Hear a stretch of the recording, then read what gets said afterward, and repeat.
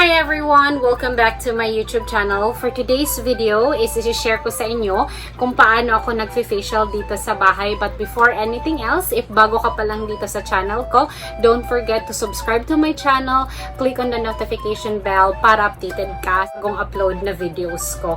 Today is i-share ko sa inyo kung paano ba ako nag-facial dito sa bahay. As you can see, naka-makeup ako kasi may ginawa ako na content kanina and gusto ko din i-share sa inyo kung paano ako nag-facial dito sa bahay. Alam naman natin na ilang months na tayo na hindi nakakalabas, hindi tayo makapagpa-facial or makapunta sa mga lunch para magpa-facial.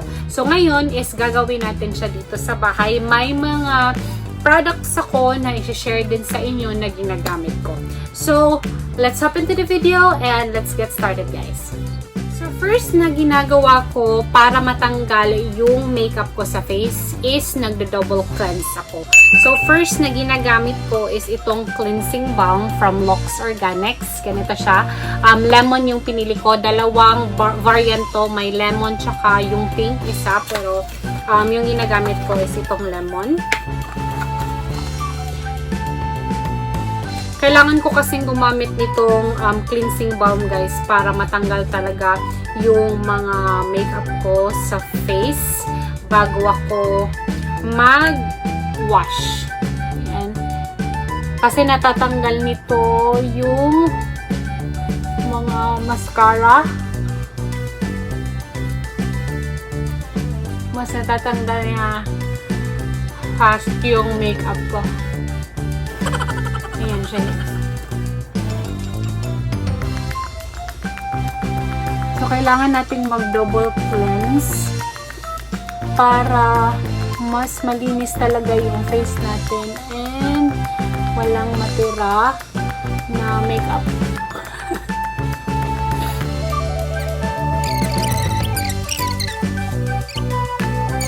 After kong gamitin tong cleansing balm, guys, gumagamit din ako nitong facial cleansing na wipes.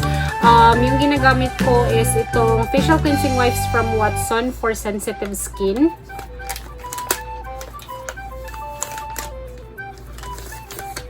So, tinatanggal ko siya. Ayan.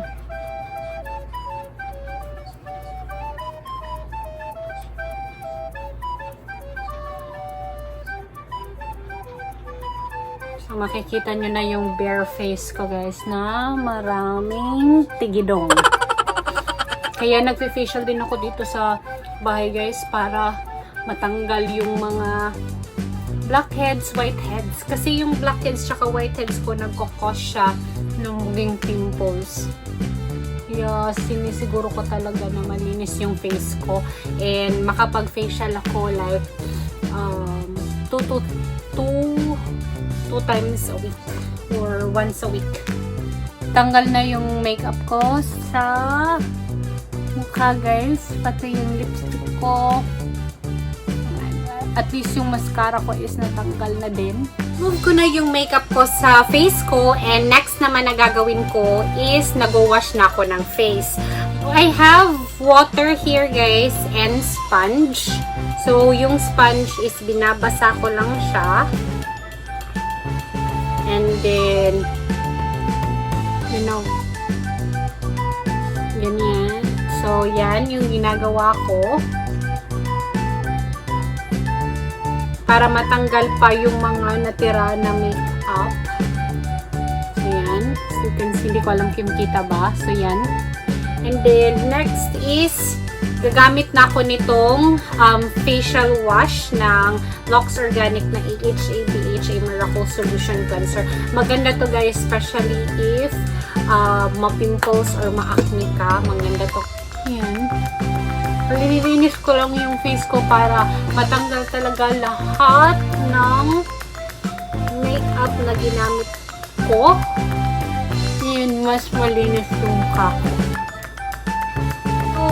After, guys, is wina-wash ko na siya. Tinatanggal ko siya using the sponge.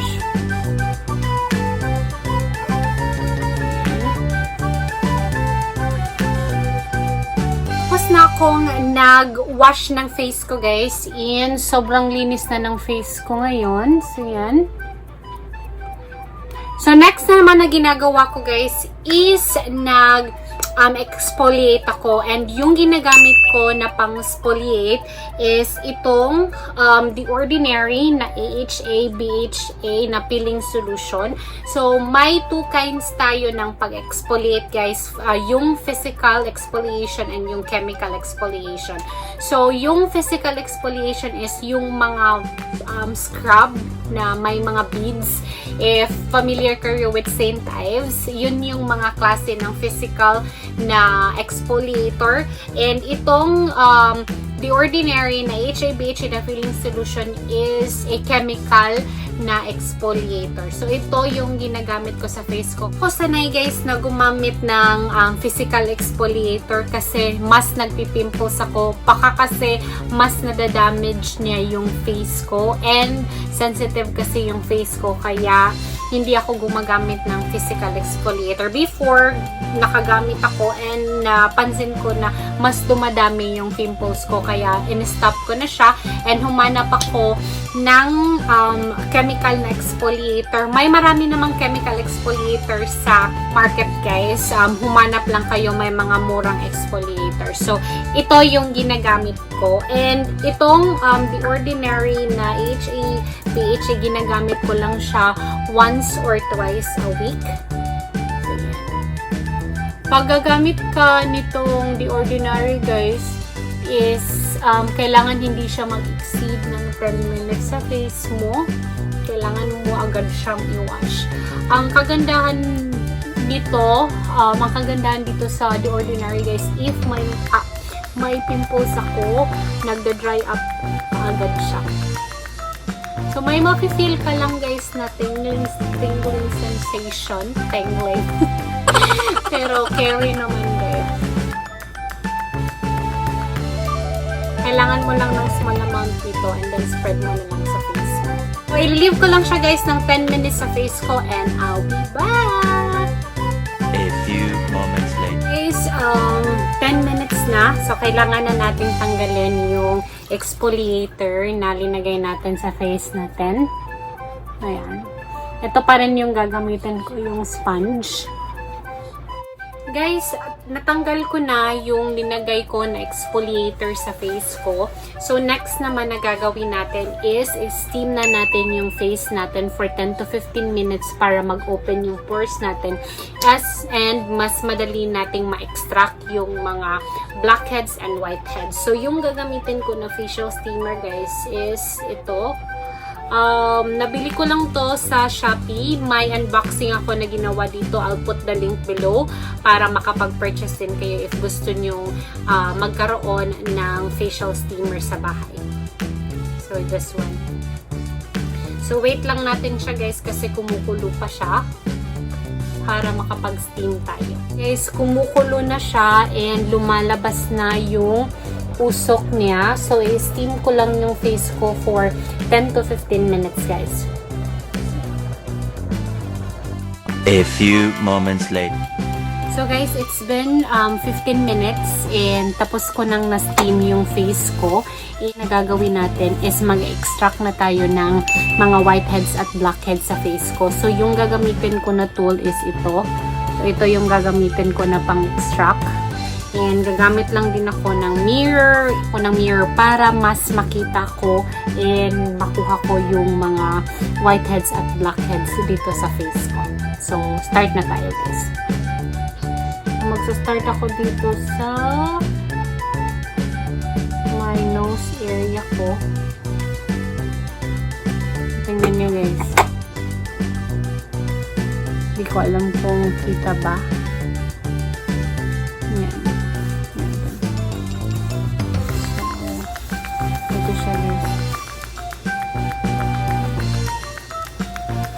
Kunin natin siya. So guys, tapos na akong nag-extract and ito yung nakuha ko. Hindi ko alam kung kita ba. But yan na, hindi siya masyadong marami kasi nakapag-facial na din ako the other day or I think last Monday. So, hindi na masyadong marami yung mga blackheads at whiteheads ko dito sa face. But as you can see, namumula yung mukha ko. And next naman na gagawin natin guys, after nating mag-extract is magtutone na ako or magtutoner ako.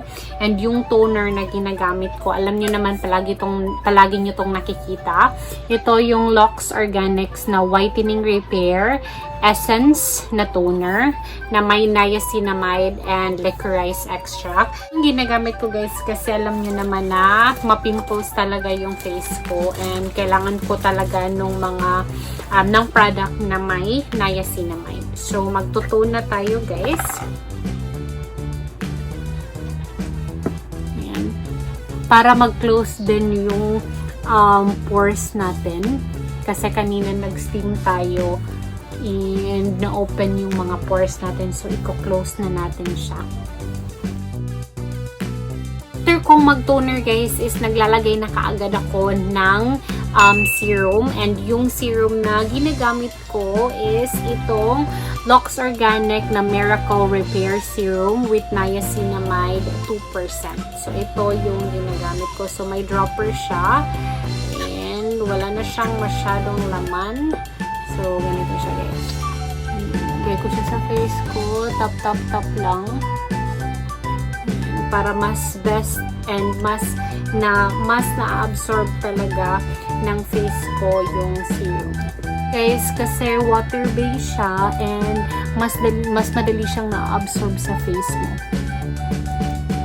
So, yan. Then, tap lang guys para ma-massage din yung face mo. Last na ginagawa ko guys is naglalagay ako ng moisturizer and yung moisturizer na ginagamit ko is itong Luxe Organic na soothing gel. Ito yung travel size nila guys. And ganito siya.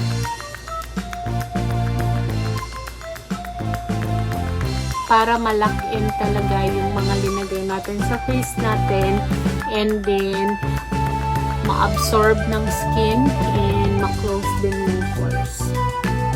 Give nyo na din yung leeg nyo. Yan na siya guys. And wait nyo lang na ma-absorb siya ng face. Kasi madali naman tong na-absorb ng face. So, kaya gusto ko tong soothing gel na to kasi mas dali siyang na-absorb ng face ko and sobrang na-moisturize na din yung skin ko.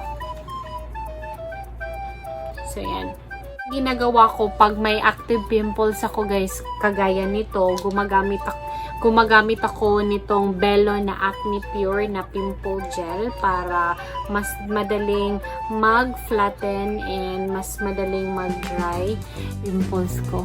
So, yun. Inagalagay ko siya sa mga active pimples ko. And lastly guys is naglalagay din ako ng lip sleeping mask para naman dito sa lips ko. Dry yung lips ko. A few moments later. Yun na yung last step na ginagawa ko pag nag-facial ako dito sa bahay. I hope na makatulong tong video na to and if you want as well na matry na mag-facial, mas maganda guys kasi nasa bahay ka lang and hindi ka na-expose sa labas and sobrang nakakatipid ka din. So yung mga ginamit ko na products and mga equipment, I'll put the link below. Ilalagay ko yung mga link nila sa description box. I-check nyo na lang guys para makapag-purchase din kayo. And I hope na makatulong tong video na to. This video guys, give it a thumbs up, comment down below, and i-share nyo to sa mga friends nyo, family members para maka-help din sa kanila. And don't forget to subscribe to my channel on the notification bell para updated ka if may mga bago akong upload na video. Bye guys!